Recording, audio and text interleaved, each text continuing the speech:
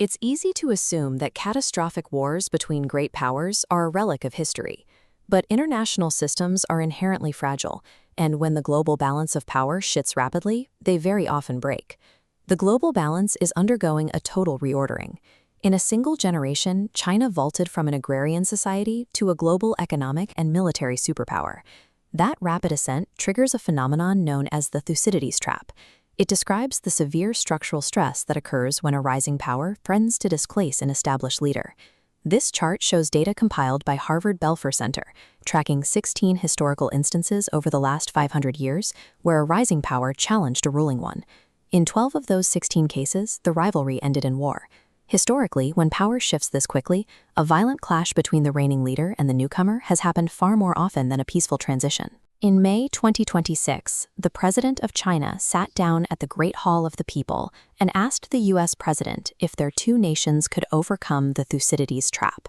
Xi Jinping's reference was highly calculated.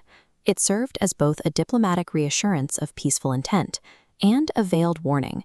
History suggests neither side can easily escape the momentum of this rivalry. Washington views the situation through the defensive lens of an established ruling power. U.S. leaders interpret China's demand for global influence and security as a direct threat to American-led international order. This creates a psychological pressure cooker. While China seeks recognition and room to maneuver, the United States is fighting to maintain its primacy. Conflict at this scale rarely begins with a calm declaration. It starts when ambiguous red lines collide and domestic political pressures eliminate any room for leaders to back down.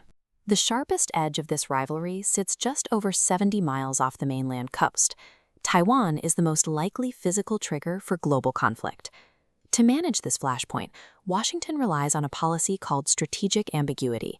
It's a dual deterrence framework designed to keep both sides guessing, discouraging Beijing from invading while simultaneously discouraging Taipei from declaring formal independence.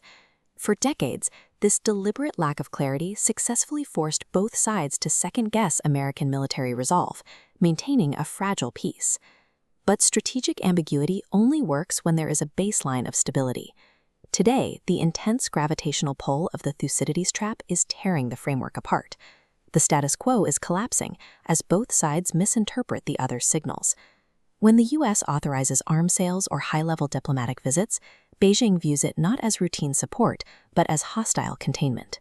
China retaliates with gray zone tactics, military maneuvers and airspace violations designed to exhaust Taiwan's defenses without crossing the threshold into open war.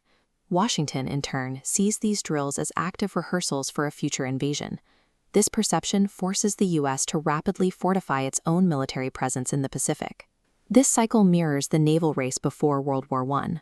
A rising Germany built a fleet to command respect, but the ruling power, Britain, viewed that fleet as an existential threat. The result was an unstoppable arms race. This is how the trap snaps. Mutual fear forces two nations into a cycle where taking defensive measures ironically makes a violent collision feel certain. Even with the historical odds stacked against peace, war is not inevitable. Look at these 4 specific cases on the chart where the rising and ruling powers managed to avoid conflict entirely. Avoiding the trap is never an accident. It requires sweeping, painful strategic adjustments and deliberate restraint from both the challenger and the challenged. We can see signs of this effort in recent agreements between the U.S. and Chinese defense ministers to establish dedicated military-to-military communication channels. These are crisis hotlines. When naval vessels cross paths in contested waters, direct contact can deconflict the situation, preventing a localized encounter from escalating into a global war. The rivalry between the United States and China is the defining fixture of the 21st century. But a permanent state of competition does not have to mean a state of combat. The Thucydides Trap is not a prophecy of doom. It is a warning about the high price of fear,